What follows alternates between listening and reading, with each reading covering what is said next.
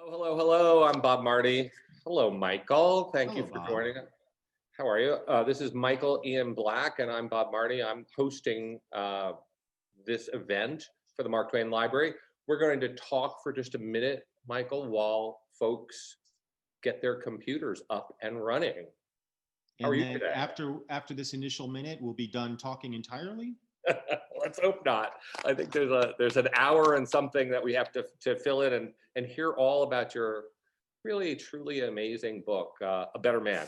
But before we get started with all these hard questions and interesting things, I have to do a couple of little bits of business, if you don't mind. So would you Don't stand mind. by for 1 second? Thank you. The Mark Twain Library would like to thank WSHU Public Radio for their support of this program.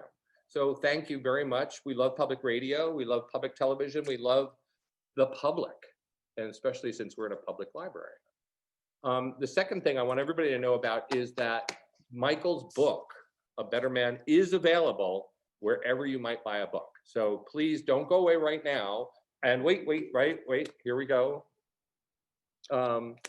I will say, Bob, I encourage people to use bookshop.org, which is a website that is a collaboration of independent bookstores. And so they ship from your independent bookstore to you if you order from them. So, you know, it's a nice way to balance out the mega store that we're all thinking of. That store is fine too. I use them, but I prefer bookshop.org.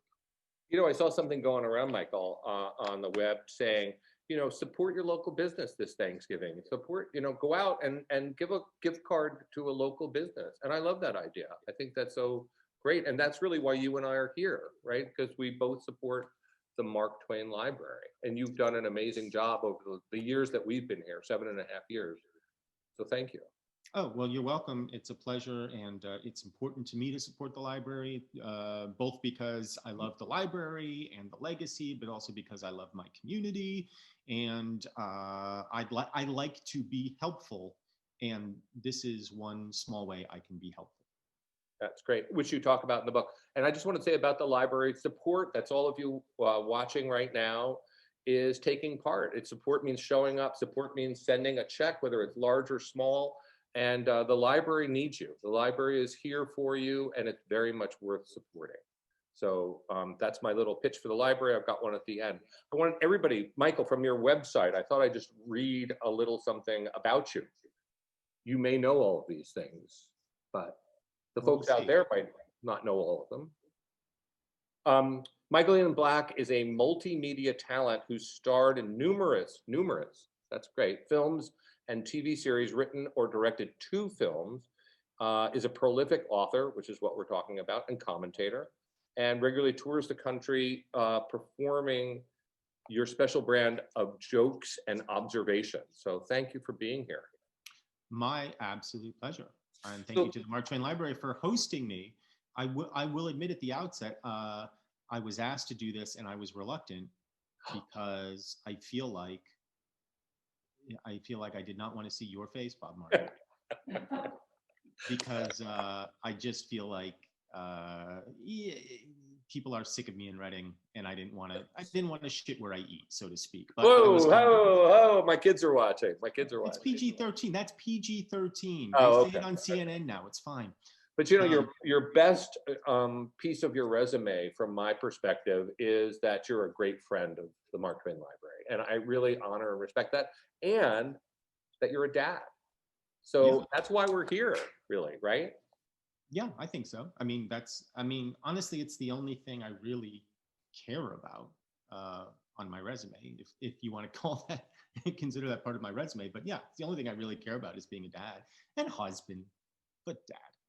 Yeah, I know exactly what you're talking about. So let's get down to it, because I had the great pleasure of listening to your voice on a audio version of your book, and I really enjoyed it, and I thought it was really amazing. I'm the dad of 2 boys.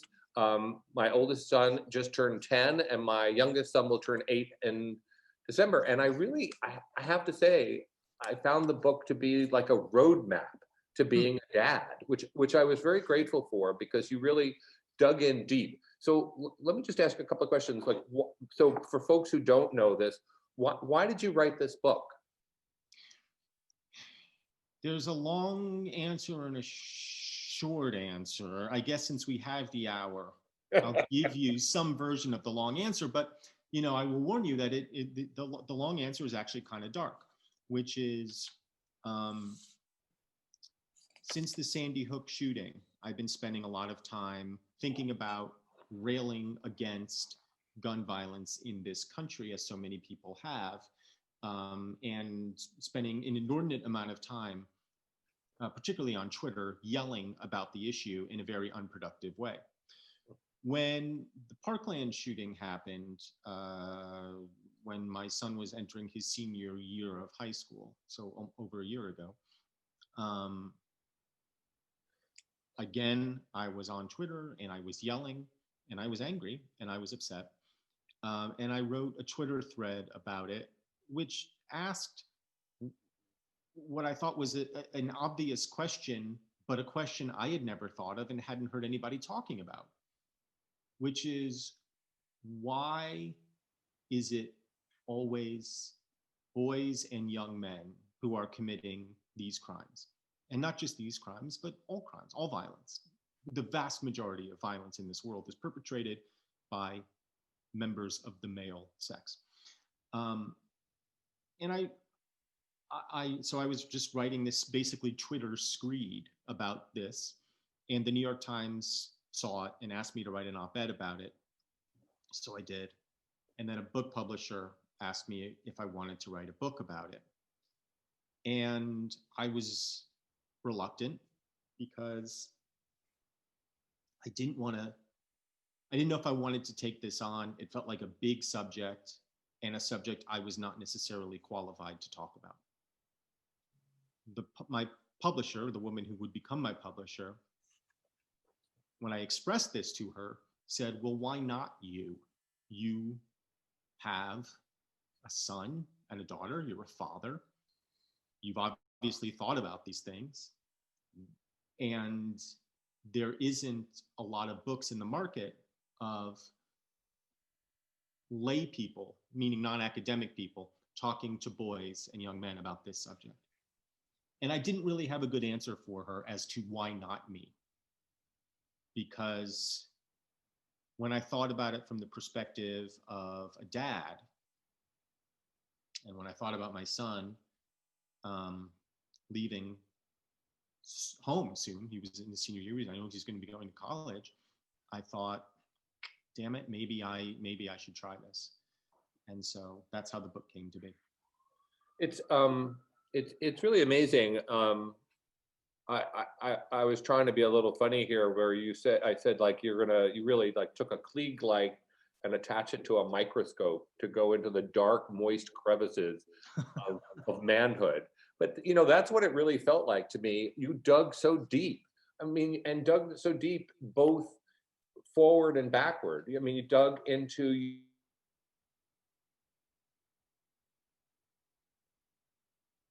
I just lost sound on you, Bob. What? I just lost sound for you briefly, and I don't know if it was on Hello, mine. hello. Yes, I hear you again, and you sound beautiful. Okay. So what I was saying was that you did two things simultaneously, which I thought was quite powerful. You looked back at your own life and shared with us a lot of things that were very intimate and very dark and yucky crevices of manhood. But then also you kind of took that as a launching pad for your son and said, hey, here are some things that I experienced. Here are some things. So I really love that you really were addressing your son, but really it was the perspective was broader. It really is universal. So I love that mix of really you're talking as intimately as a dad can do to your son about the most heartfelt issues possible. But then it's still like it broadened out for something for all of us. Can you talk about that two parts? One of the things that I've learned doing comedy for these many years is that, and I guess just in storytelling in general, the more specific you get, in a lot of ways, the more universal it becomes. Because the more you can dig down into the specificity of what you're experiencing, the circumstances around that essentially don't matter. Because when you dig down far enough, what you get to is a universal emotion. We all experience the same things. They have Right. different details, the circumstances are different. But in the end, I think if you're doing your job as well as you can, you're touching something. If you feel it, somebody else is feeling it too. So that's where it comes from. I mean, as far as like looking, like talking to my son directly, yes, I was very conscious of that. I mean, it is a letter to my son, and I really tried to keep it personal throughout, but I knew that in order to talk about the very personal, I would have to pull back and talk sometimes in more general terms, to put things in context, historical context, sociological context, to the best of my ability. And my ability is limited. No, To the no, best of my ability no, to, no, no, no, no limits. You are not limited. I'm sorry. well, I'm always hesitant to say, like, I'm giving historical context, because I'm not, I'm not a historian. Like I did my research, I did the best that I could, knowing that I was undoubtedly getting things wrong, but trying to organize things in a way that made sense and stacked up correctly, at least in general terms. Yeah. And so the letter was to your son at 18. But what I was thinking about, and you do share some of this, but why don't you share some of this with our Mark Twain library friends of like, what was Michael Ian Black like at 18? Morose, mostly morose. No way. I was actually just thinking about this today, because I think my son is in a much better place emotionally at 19. He's now 19 than I was at 19. I know he is. And I'm grateful for that. When I was 18, 19, I was in college, I was studying acting, and I was often really, I was exactly where I wanted to be. I was at New York University. I was working with a comedy group that eventually formed the foundation of my entire career. But I was often very, very depressed. As it happens, I think I had clinical depression and didn't know it. I wasn't diagnosed at that point. But I also, I think that some of that depression, a lot of that depression stemmed from just stuff I hadn't thought about or dealt with in my life. A lot of which is directly related to this book. Right. I mean, I loved how you talk about some pretty hard stuff from your childhood. I mean, I don't want to drag any of those up. You got to read the book. You got to read the book. Go out, get the book. But it is interesting and revealing how we try to heal ourselves, right? That part of this writing of this book, it seems like that you're healing yourself and sharing those tools that you've spent, I don't know how old you are, 48 years old, 26. I'm 26. Okay, 26 years old. But where you're finding those tools, you're excavating all that stuff, and then trying to share it in the nicest, kindest way with your son. Can you talk about that? In previous books that I've written, which also have been fairly personal, sometimes writers get asked, like, was it cathartic to write about this or that? And for me, the answer has always been no, not particularly. But I think something changed for me in the writing of this book. Maybe it's because I dug deeper than I had before. Maybe it's because I was speaking so directly to my son that whatever lessons and wisdom that I was able to impart to him felt pretty hard fought, and I felt like the stuff that I was wrestling with before, I'll continue to wrestle with my entire life, but I felt like I maybe was getting the upper hand on it for the first time in my life. And so there was no sense of like, I've broken through, this was cathartic, and I'm sitting here at my desk bawling at my own brilliance. But there was this sense that, okay, this feels true to me. And that truth that I've reached is a new plateau for me. And that's helpful. And I hope that I can be helpful for him. It's so great. And for my daughter, by the way. I mean, it is written to my son, but I think a lot of it will speak directly to her as well. Right. I really think it is universal, because I can't see anyone who could read this and not then see from wherever part of the globe they're on, looking back in, because, and we'll get to that, but just a little bit about how, I know you're not fond of toxic masculinity, but how that has permeated our society. But so let's try to get into what this is all about, like a new model of masculinity. So what do you mean by that? And because, give me just a little bit of an elevator conversation as to what and how the book is, because we're kind of going around it, but let's dive right in at what that new model of masculinity is like, and where are we moving from and to. In a way, the model is no different than upgrading your phone. It's like taking an iPhone 2 and upgrading to an iPhone 10, hopefully. You're taking a limited amount of capabilities and expanding them. You're not saying this is a whole new iPhone. Like, it's still going to do all the stuff that you want it to do, but it's capable of so much more. And all I'm doing is offering you a way to say, here, you can upgrade to the new model. And it's not going to cost you anything. In fact, it will end up paying you back. Wow. That was a pretty good elevator pitch, I feel like. I like that. Except make that an iPhone 12 if you don't mind. I don't know what's current. So. Pro Max. I just saw on the news this thing that made me, as I was listening to the book, that I thought I'd share with you, because you talk about the idea of being a sissy, like that is a component in a negative way of being male in our society. But it said Brazil should stop being, quote, a country of sissies, President Bolsonaro said Tuesday, as the country's coronavirus death toll surpassed 162,000 people, the second highest in the world, only behind our country. So they better stop being a bunch of sissies, Michael. Well, I do know what that means, and I don't know what that means. That's one of the things that I talk about in my book. I have a chapter entitled No Sissy Stuff. And that phrase is taken from another book called The 49% Majority, which was written in like 1976 or something. And it says in that book that the first rule of manhood is no sissy stuff, meaning anything you do that could be perceived as feminine is verboten. The word sissy itself comes from the word sister.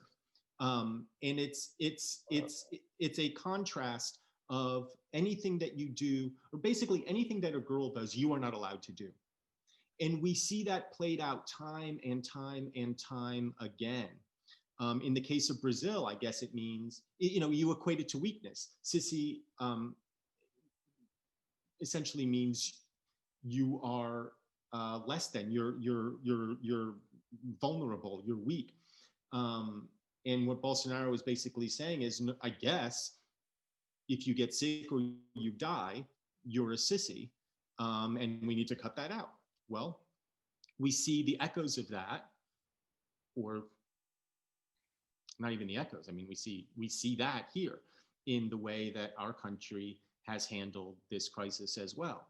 There is a sense among some people in this population that any admittance, if you admit that there's something wrong, there's a pandemic raging, that itself is sissy stuff. If you put on a mask, that is sissy stuff, because what you're saying is, I'm afraid of this disease. I'm afraid for my own health and for the health of the people I love, and I would prioritize my own masculinity and so-called strength over other people's well-being.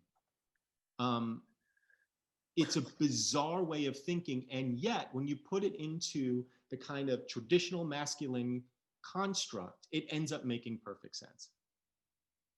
But it's insane. It is insane. And there's a lot that's insane about the traditional masculine construct, a phrase that I don't use at all in this book, traditional masculine construct, but I could have. But the interesting thing, what I wonder about, like with that, which is, I think you talk about it in the book. I remember hearing you talk about it. But the question is, the good parts of that. Would we have Amazon or iPhones or go up Mount Everest without that kind of relentless male conquer, got to go over the hill, got to make the next thing, got to make $150 billion. That's the one might say and characterize that as the positive side of that kind of traditional male, going over the mountain thing. Can you talk about that? Because that's an interesting thing, that there are good parts, and you get in that at the end of the book about your son. Don't forget that resilience is a good thing, and exercise is a good thing. And so when you asked about like a new model of manhood, the reason I said like we don't need to throw out the iPhone and create a whole new thing is because what's inherent there, a lot of it is really good. There's a lot to be said for traditionally masculine attributes: strength, independence, fortitude, competitiveness, aggression. All of those things can be great. And even though we associate a lot of that right now with that phrase toxic masculinity, if you flip it and you think about what we're teaching our young girls right now, we're encouraging them to be strong and independent and fierce and competitive and aggressive. And in elevating those traits in girls, we're not saying, and you shouldn't be any of the traditionally feminine attributes that you have. We're saying, let's expand the way we think about girls. Right. All I'm saying is, let's hold on to that stuff for guys. It can all be fantastic, but let's expand it. Right. Let's upgrade ourselves a little bit because it's already there. That's the sort of insane part about it. Speaking of insanity, is that everything that I'm talking about, it's not like I'm saying you need to invent sensitivity for boys. Boys are already sensitive. Boys are already vulnerable at times. Boys are already empathetic. Boys are all things because we are human. Right. And all I'm saying is, can we not just acknowledge that and embrace that and say that you are no less of a boy if you are nurturing. You are no less of a boy if you are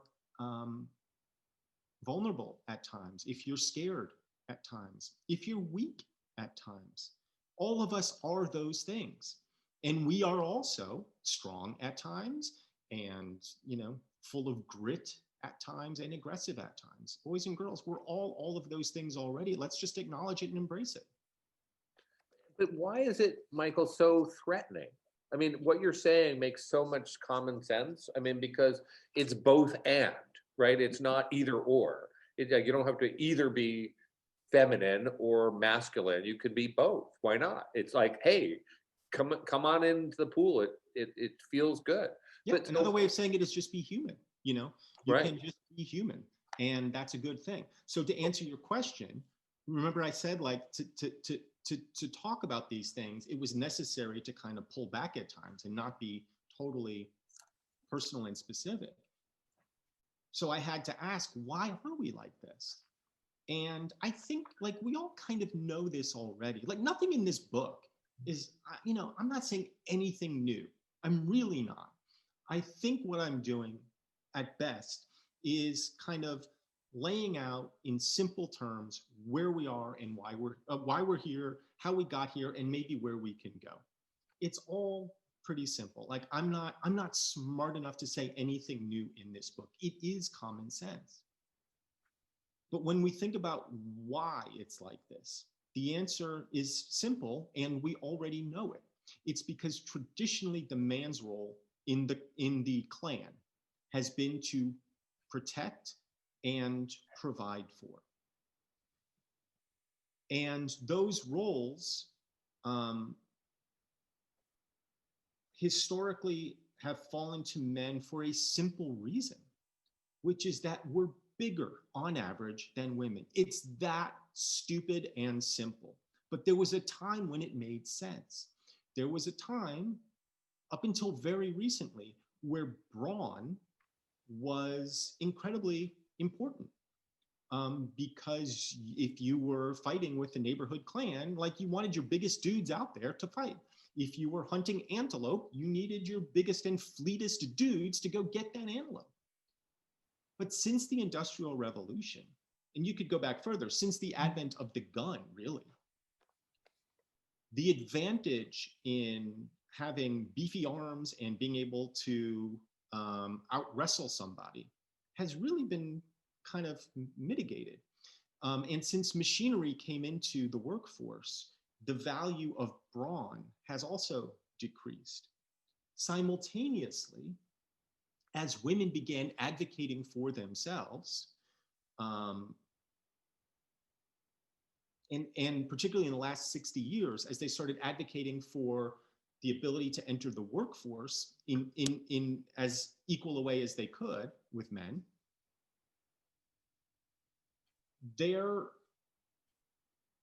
the things that they needed to do to enter the workforce required them to sort of take on some of these, as I described them, traditionally male attributes.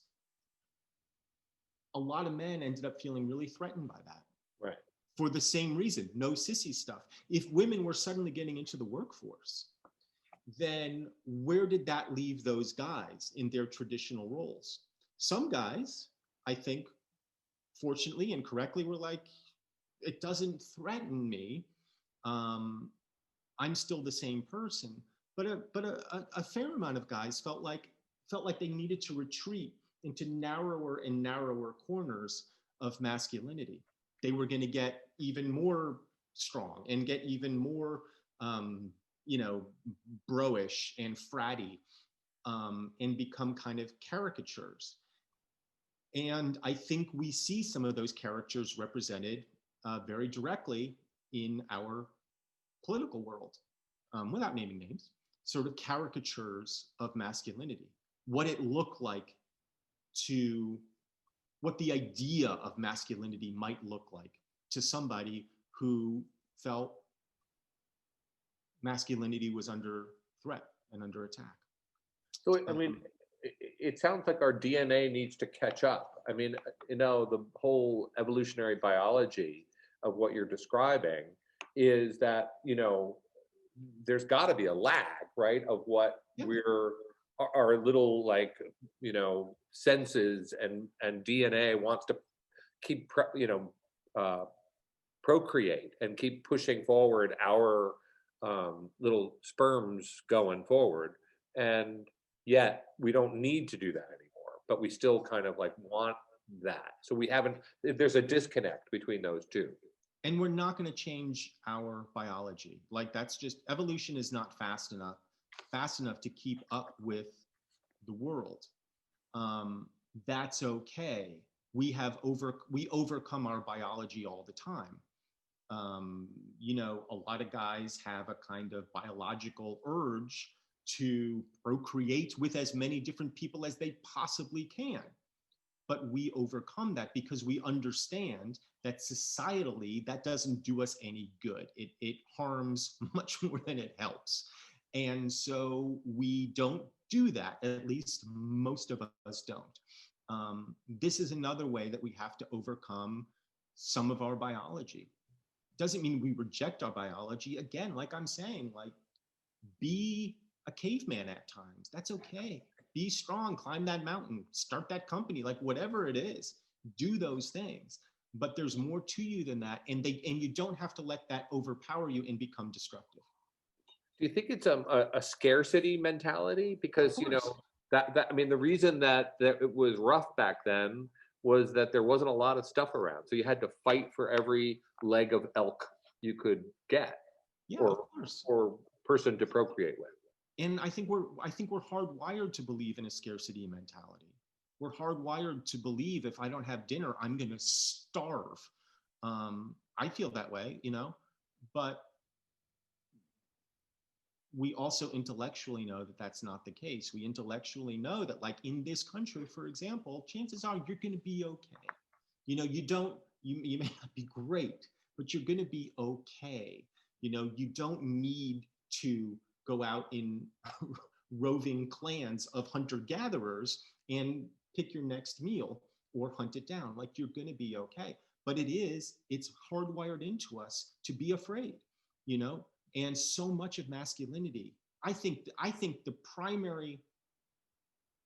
foundational attribute of masculinity, I think, is terror. Terror? Terror. Wow. It might be for women too, but I think for men, the way we've constructed our entire model of being a dude relates to terror. And so to combat that terror, you have to make yourself impenetrable and strong and mighty.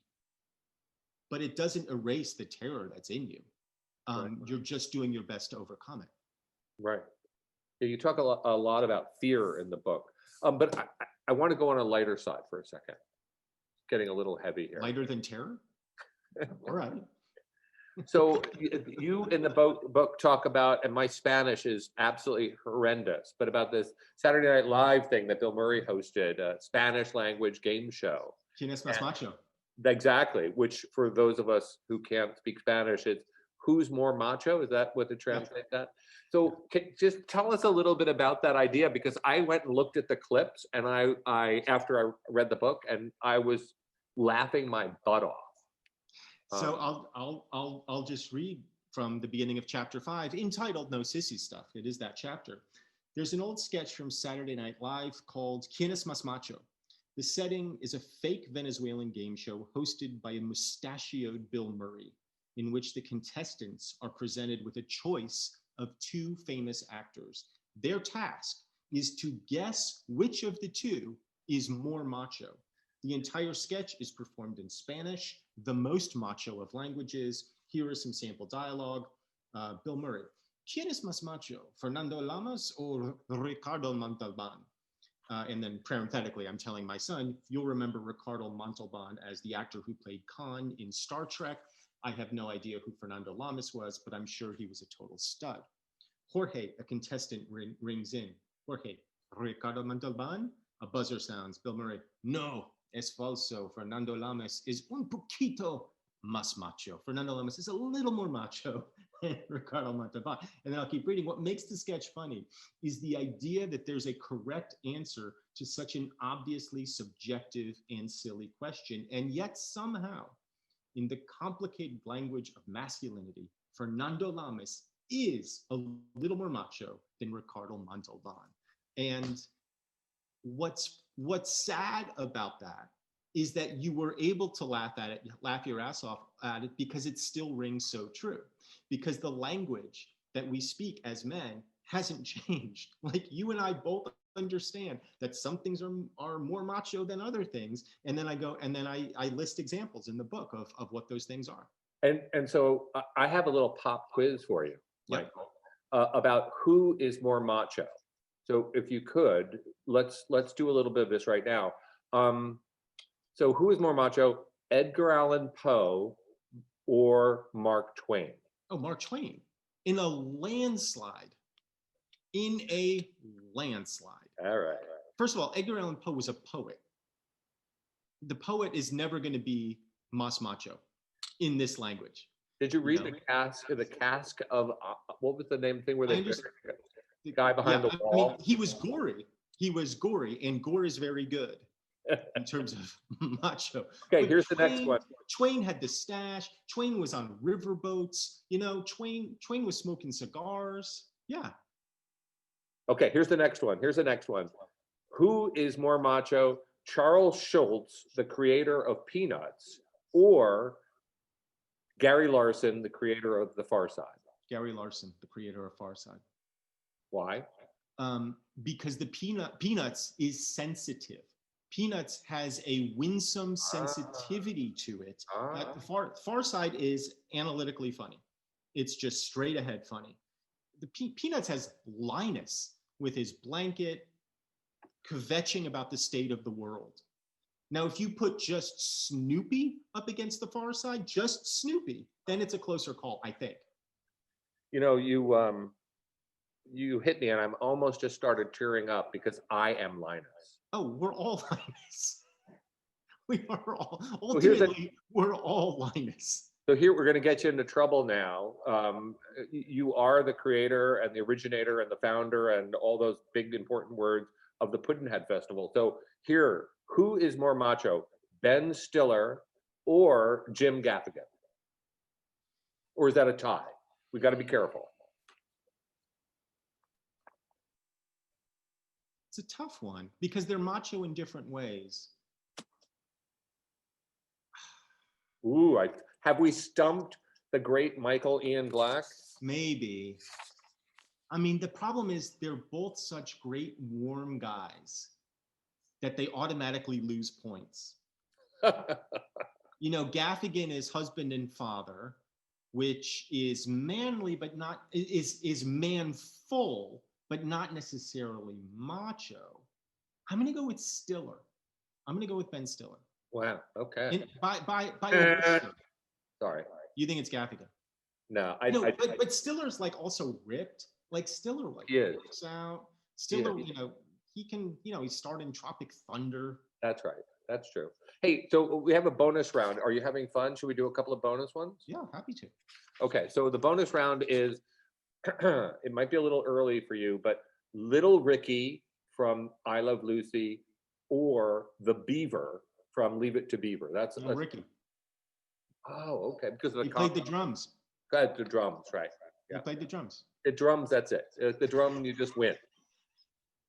And the Beaver was always in, you know, getting in trouble. Also, Little Ricky's, you know, he's half Cuban, and as we've already established.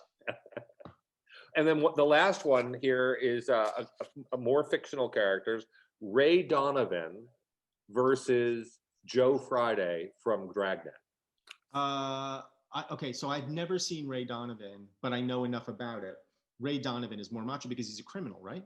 Yeah, he is a criminal. Criminal will always be more macho than the law-abiding citizen, always. Oh, okay. So what now that we've kind of gone off into, I don't know, that dark, moist crevice of masculinity, what I powder my dark, moist crevices, and it does the trick. It really does do the trick. You know, a little baby powder helps.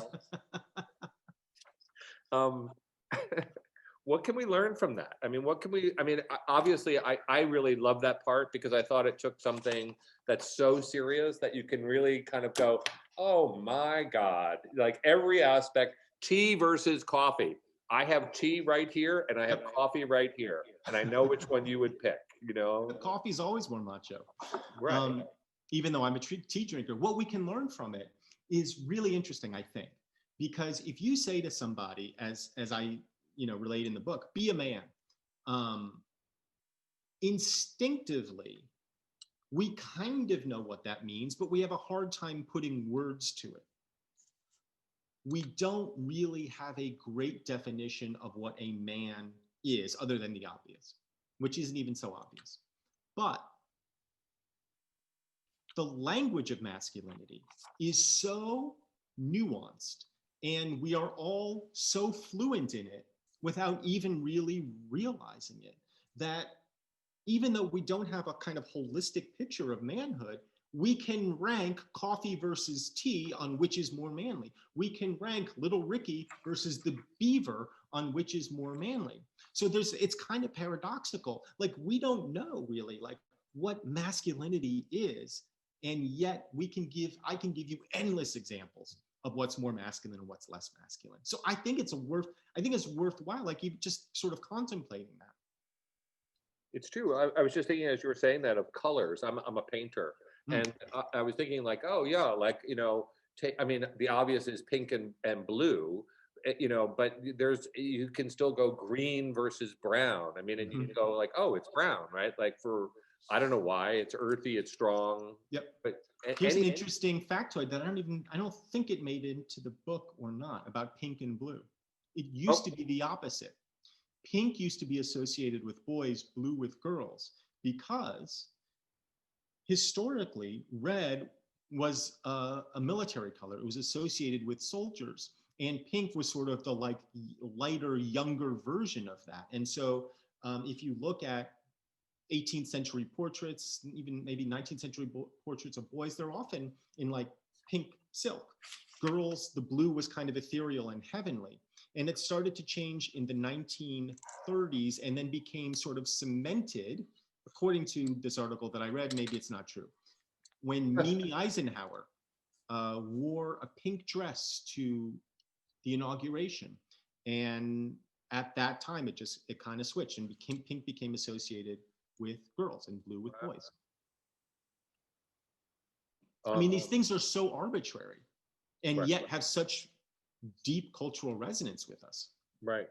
I know that I just read some history, we just came through this election and about red states, blue states, like everybody kind of takes that so strongly, but the original map was the opposite. Oh, was You know, it? Yeah, that red was the Democrats and blue was the Republicans. So it was just kind of like, I don't know how it got switched, but I knew in like 1975 or 76, for some reason, they thought this idea of color coding maps was a good thing, but they had it the other way. I So didn't know that. yeah. So which is more macho, red or blue? Red. Red is the color of fire.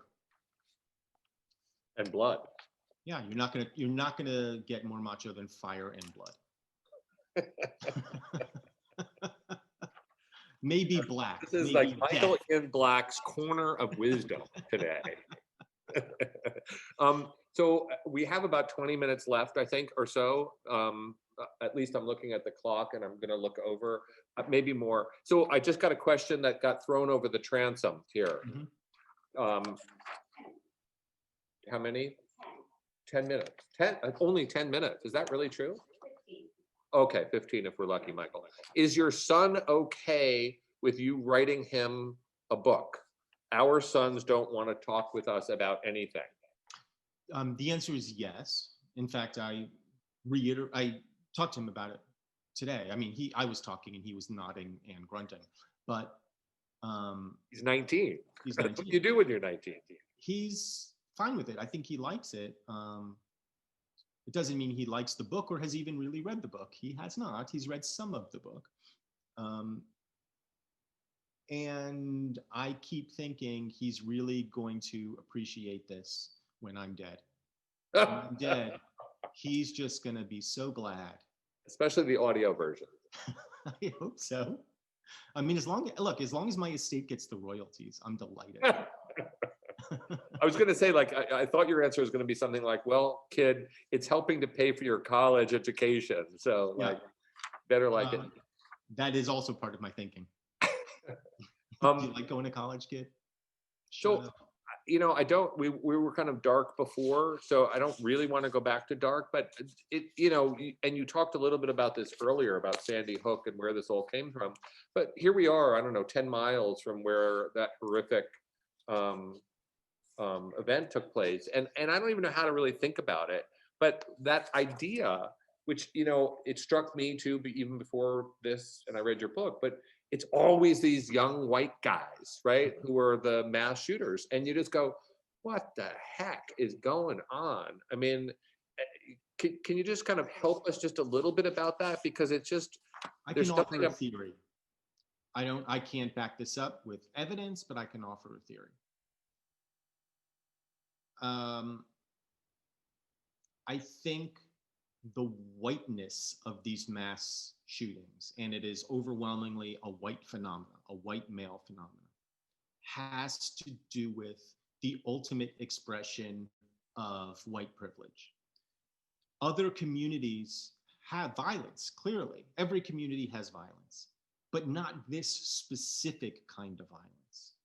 And I think it is a way of asserting yourself in the world in such a privileged way and saying, my life means so little. The way I can give it meaning is to cause as much devastation as possible. A way of creating spectacle and of asserting yourself in a way that you have no business asserting yourself it feels very entitled to me. And I think it's difficult to separate whiteness from that. You know, you talk a lot in the book about that, and I just wanted to share like a quick anecdote. Anecdote? No. Anecdote.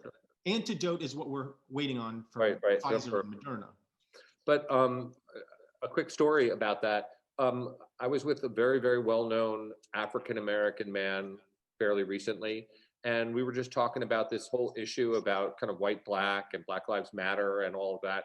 And he expressed to me, very, very successful. He said that every day when his son comes home from school, he can feel his whole body relax because his son is safe. And you and I would be really happy to have careers like this person. And I was sort of sitting there going, I'll never have that. I'll never have that experience of worrying about my kid being killed just because they're a kid and they're 6 feet tall and they're black. Mm-hmm.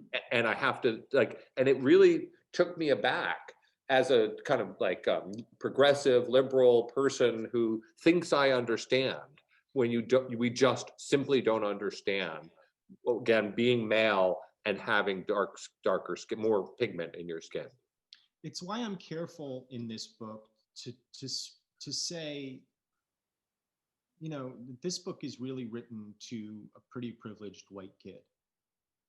I don't want to speak for any other community. I can't, and I wouldn't dare to.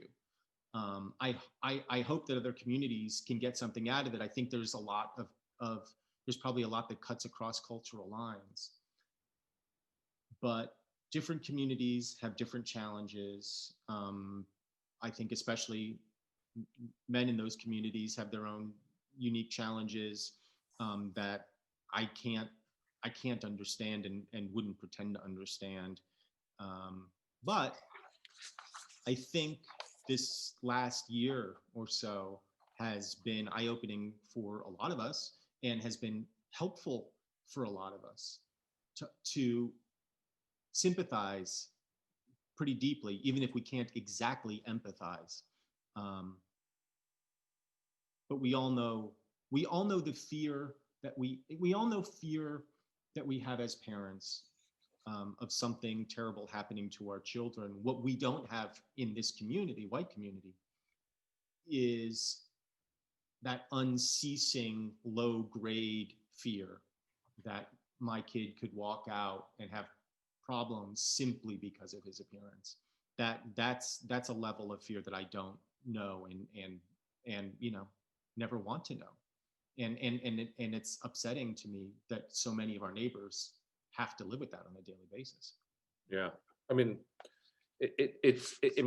I'm sure it sounds stupid to our black friends that we say that, because it's the ocean they swim in. Mm-hmm. And it's so hard to understand it, and it's also so hard, I believe, to have that conversation, because I think that, I mean, I don't want to presume to think for anyone else, but it seems as if just letting us into that world, as you did into your masculinity as a child, is very vulnerable and very scary and very, you know, ooh, I don't want to get hurt. You said a lot of things in this book. I was very impressed with your ability to sort of like, you know, do some self-surgery and go, here it is, have a look.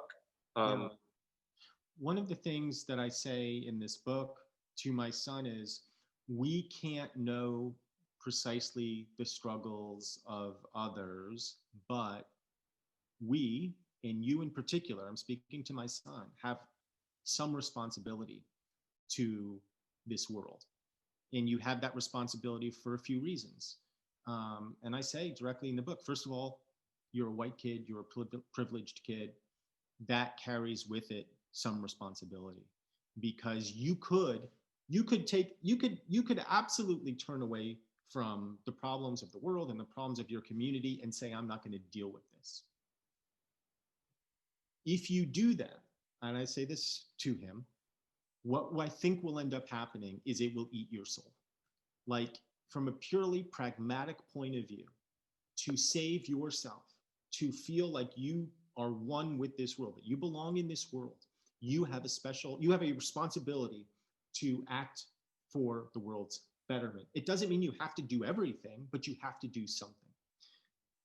Both because of where you come from as this privileged Connecticut kid, and then I also make the point of, and also because you are half Jewish. And I do think we Jews have a special responsibility to look out for minority communities, to look out for people who are being mistreated or oppressed. It's just incumbent on us to do that for obvious reasons. And to step into your own manhood and your own humanity, it is incumbent on you to do something. Even if it's just a library fundraiser, it has to be something. Right. Well, I wouldn't put down the library fundraiser. It's done a lot of good for the community. So thank you for that. I think tell me, someone who's in charge here, about how much more time? As many as 10 minutes. I have a few more things for you. Sure. Are you up for that? Yeah, I got nowhere to be. So we have a couple more questions here from the outside world over the transom. How do women/mothers contribute to toxic masculinity? So let's blame the women and mothers, Michael, in this answer, if you could. So it's in a way, I'm happy to attribute some blame to women and mothers. Because my mom is watching right now. She's 92 years old. Well, hello to your mother. You talked about, swimming in an ocean of toxic masculinity earlier. And the fact of the matter is, it's like that old joke where there are two fish and they're swimming and they pass another fish and the other fish says, "The water's nice today." And the fish go, "Yeah." And then once they're past, the one fish turns to the other and says, "What's water?" Like, that's where we are. That's this, I don't like to use the word because it turns people off, but the patriarchy is the world we live in. That is the status quo. It's what we were all raised in. It's the water we swim in, men and women. And a lot of women unintentionally support the very systems that are oppressing them, because it's what we know. It's what all of us know. And as parents, I'm guilty of this too. Everybody's guilty of it. And that's okay. Like, we just have to sort of own it and understand it. Like, we perpetuate unhelpful narratives and unhelpful ideas about boys and girls that don't ultimately serve us. So yeah, sometimes women are guilty of it. Sometimes men are guilty of it. We all have a role in making it better for everybody. This book is directed at boys because in a weird way, boys, and it sounds nuts to say, but in a weird way, boys are actually underserved in this regard. The last 25, 30 years, we've spent a lot of time and attention elevating girls, and that's been great and important and necessary. An unintentional consequence of that is, I think, boys, to a certain extent, have gotten a little bit left behind in terms of boys receiving the same message that they can be and do anything. When we say it to girls, we generally mean in a kind of professional sphere. We say, you could be president, and that can be true. But when we say it to boys, what we should be meaning is, you can be emotionally anything, emotionally anybody. And you should have the freedom to express yourself however you want. There was a little stir online yesterday because Harry Styles, the pop star, posed an address for Vogue, and it created some backlash, among certain groups. And it was Ben Shapiro, I think, who said something like, what is this if not trying to feminize masculinity? That no sissy stuff idea. If we're not trying to turn men into girls, well, what is this? Right. And I think the answer is, what if it's not about that? But instead, it's trying to say, look what masculinity can be. Masculinity can encompass a lot of things. And if you want to wear a dress one day or every day, what skin is it off of your back how does that threaten the way you think of yourself in any way, shape, or form? How does it endanger the culture in any way, shape, or form? And the answer is it doesn't. But what it does do is say the possibilities for you as a boy are maybe more open-ended than you thought. I love this expanded definition. Are you wearing your fishnets right now? Oh, yeah. I mean, I don't go anywhere without them. I'm in high heels. I'm in fishnets. Of course. But so paint me a picture. Paint me a picture of what, because I truly love this idea, especially for my kids I mean, and every kid, but I think the world is a better place, right? Like I said in the beginning, the world's a better place with libraries. I think the world is a better place with expanded definition of masculinity. It's not limiting, it's expanding. So paint a picture of 5 years from now, 10 years from now, and what does it look like? Because it's not radically different, right? It's iPhone 2.0 up to iPhone 12, but all of a sudden, what? Just as we have every kind of book in the library, to carry your metaphor, we have every kind of masculinity. And those masculinities can change from day to day, moment to moment within ourselves. There are days where I feel more of like a guy and less of a guy. That can change within the hour, and it's okay. I don't think this is a 5-year conversation. I don't think it's a 10-year conversation. I think it's a 30, 40, 50-year conversation and beyond. I just wanted to be alive. I just wanted to be alive while it was happening. So that's why I mean, it's happening. You know, it's happening, and it's happening, I think, in a constructive way. These ideas about gender will always be moving. That's okay. What I think is important is to acknowledge the change, to understand that roles may change in the culture, and to be open to new ideas about how we can best contribute to society. Nothing's static. You know, the roles of men today are different than they were 100 years ago. They may have served us in some capacity 100 years ago, but those roles, if we get locked into them, they're just going to end up holding us back. And right now, too many of us, I think, are locked into roles from 100, 200, 300 years ago because it's just the water we've been swimming in for so long. There's very pragmatic reasons to change. The nature of the workforce is changing. If for no other reason than you want to make more money, you need to think about what kind of jobs are existing in the new economy. They're creative jobs, they're nurturing jobs, they're jobs that involve teamwork, they're jobs that involve empathy. Like, those jobs are replacing the jobs that required you wielding, a ball peen hammer for 8 hours a day. Ball peen, I guess, is the smallest of hammers. That probably wasn't the best example, but I'm not the more man macho, right? Or like hunting saber-toothed tigers. We don't really have that job description. No. So the new economy is a creative economy. It's a teamwork economy. And if for no other reason than you want to make a couple more bucks, get on board. You'll have a better place in society, and you'll be happier. So we have to wrap this up, and so this is the end. They're signaling me, but the end of your book, you wrote, "My life as a man is better than it ever could have been without you," referring to your son. "Kids teach us parents more than we can ever teach them. You've done that for me. Thanks for being my kid. Thank you for being my son. I love you, Dad." I literally am tearing up right now, Michael. And how do you feel about that? Thank God you delivered the book and it's out, it's done, right? But I wanted to say, I just wanted to end with "I love you," because that's all this book is. I mean, that's all it is, and it's not just to him. I've become very protective and defensive about guys in general. Like, I love men, and I want us to be celebrated for the good that we do in the world, because we do a lot of good. And, it's important to acknowledge that sometimes and to say, we're enough. Like, as guys, we're enough. and we need to feel okay about ourselves sometimes. We do a lot of dumb things, but we also do a lot of great things.